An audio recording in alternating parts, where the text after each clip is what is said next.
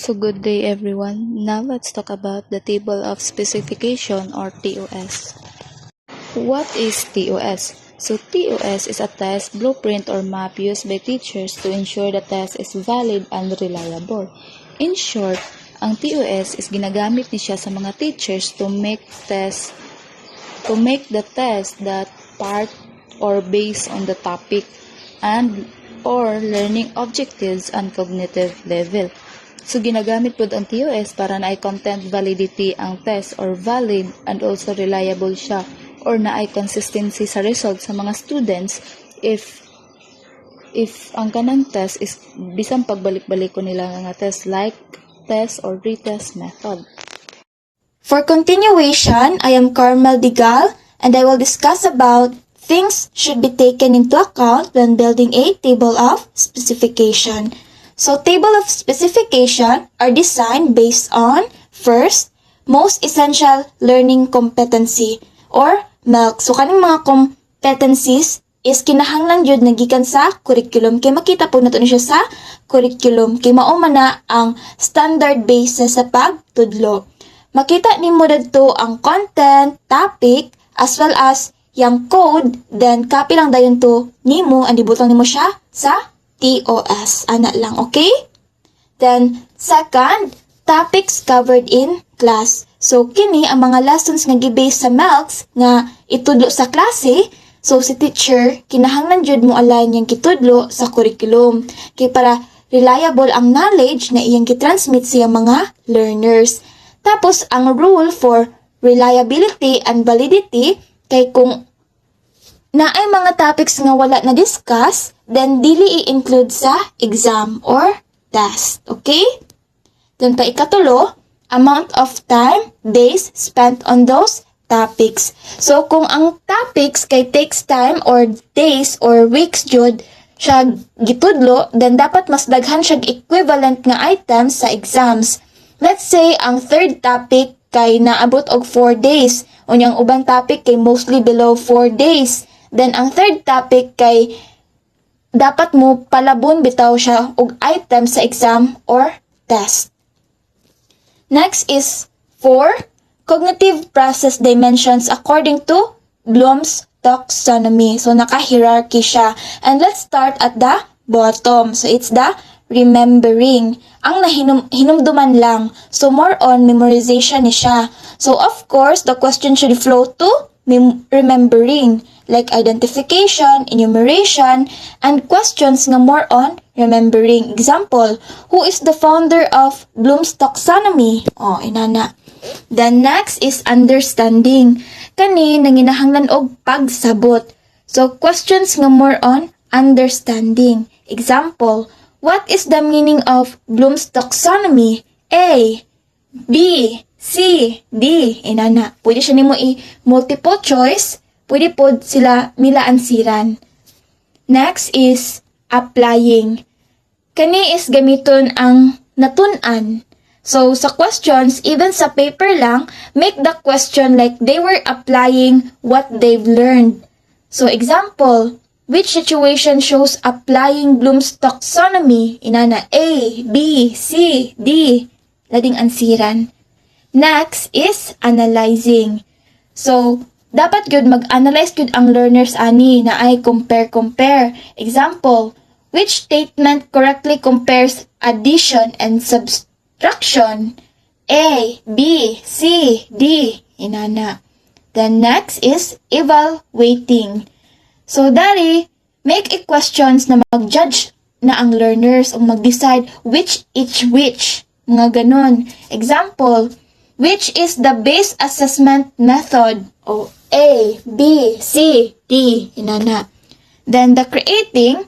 So, dari is maghimo na sila. So, make a question that learners will be able to create something. Example, draw the hierarchy of Bloom's taxonomy. Inana.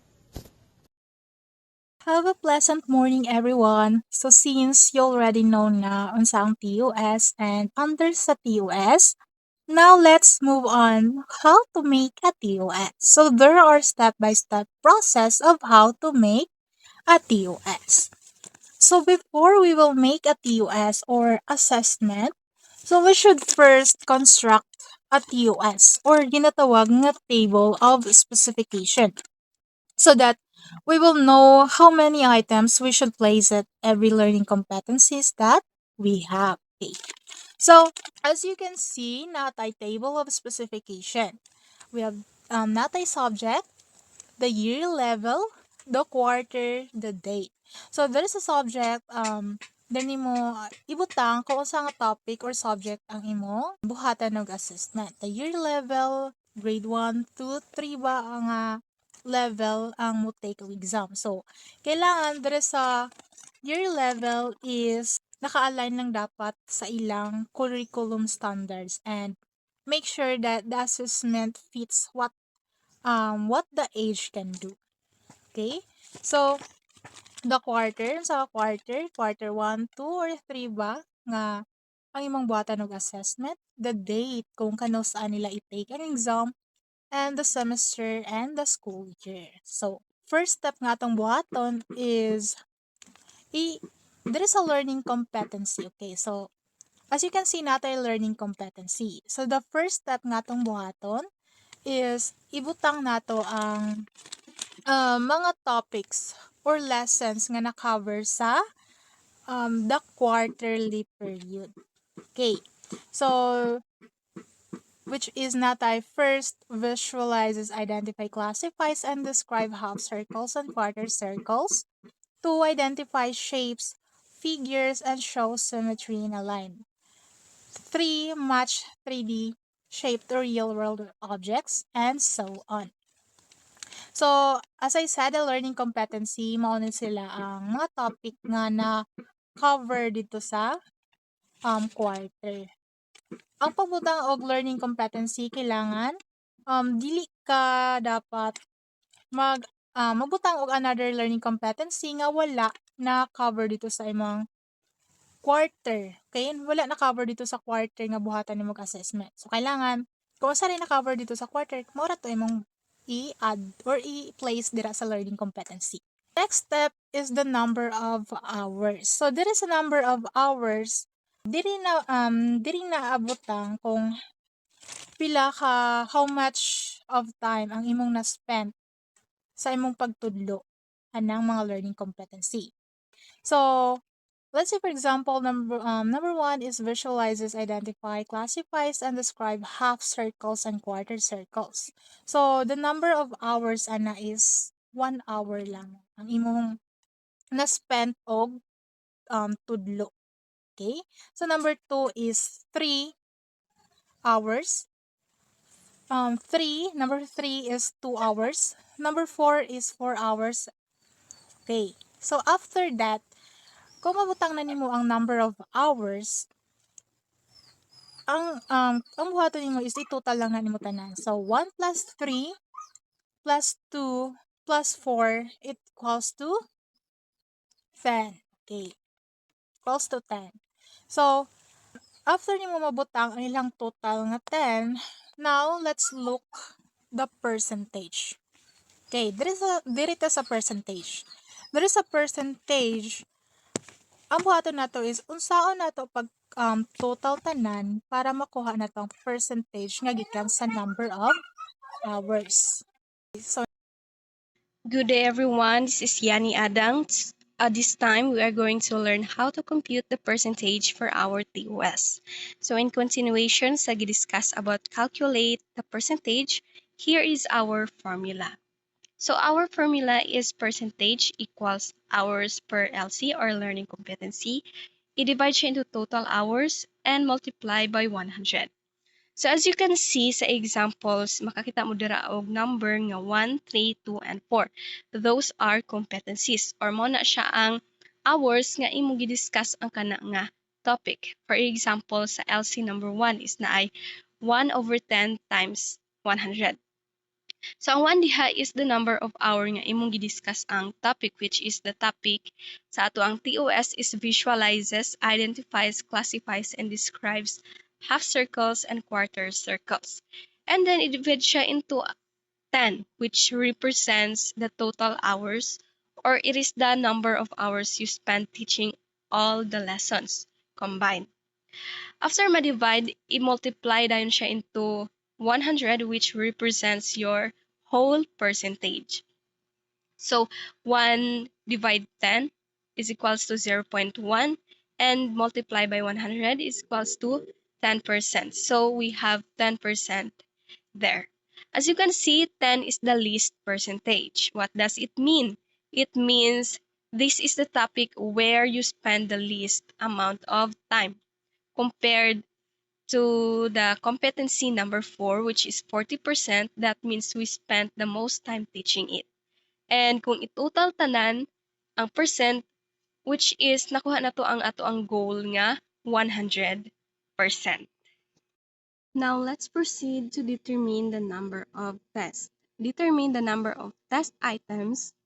It is the step where you turn your percentage into a specific number of questions, ensuring that the test is balanced and fair according to the time spent teaching. So once you know the percentage, you use that to find out exactly how many items or questions you need to make. So we have the formula of total items times percentage.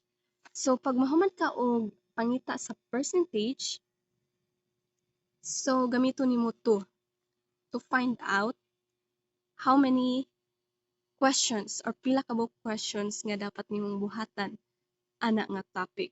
So we have here an example. For example, you have the total items of 20 sa imong test.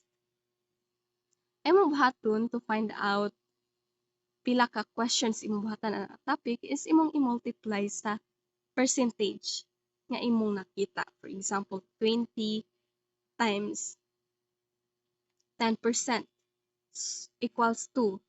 It means duha ra pud ka questions imong buhatan ana nga topic. So for example, we have here the TOS. So the LC number 1 is identify 3D shapes. So 2 items or 2 questions ra pud ang imong buhatan ana nga topic. So LC number 2 is 20 times 30% equals 6. It means 6 ka questions sa count faces, edges, and verticals nga topic. Next is 20 times 20% equals 4. It means 4 items or 4 questions ana nga topic. And 20 times 40% equals 8. It means 8 questions ana nga topic. Diri sa TOS na to work with nets and building shape topics, which is 8 number of test items and a total of 20 items. And that's how you calculate or to find out exactly how many items or questions you need to make for that topic. Now, the last step is distribute by cognitive level. So what does it mean? It means we are not just counting how many questions, but also we are deciding what kind of questions they are. So we classify them based on the type of thinking required to answer.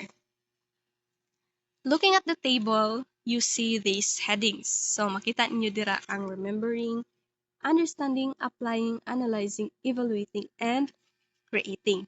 So these are called levels of thinking. First is we decide the percentage allocation. So in our examples, sa remembering and understanding is na ay 70%, applying, analyzing 20%, evaluating, and creating is na ay 10%.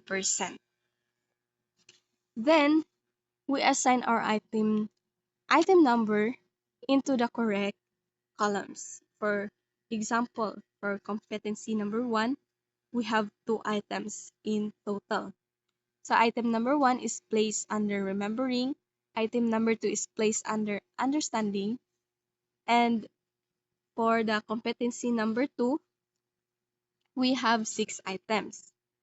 Item number 3, 4, and 5 are under remembering, and item 6 and 7 are under understanding, and item number 8 is under applying, and so on.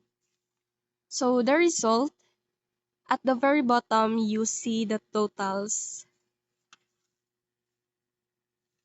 So sa remembering, makita nato na ang total nga 7. So there are 7 items. So understanding also there are 7. Sa applying na ay 3. And analyzing, evaluating, and creating na ay 1 items. So, anong kinahanglan nato ni buhaton? To ensure that our test is balanced. It has enough easy questions to check basic knowledge, and also some difficult questions to challenge the students' critical thinking skills. And that completes our table of specification. And that's all. Thank you.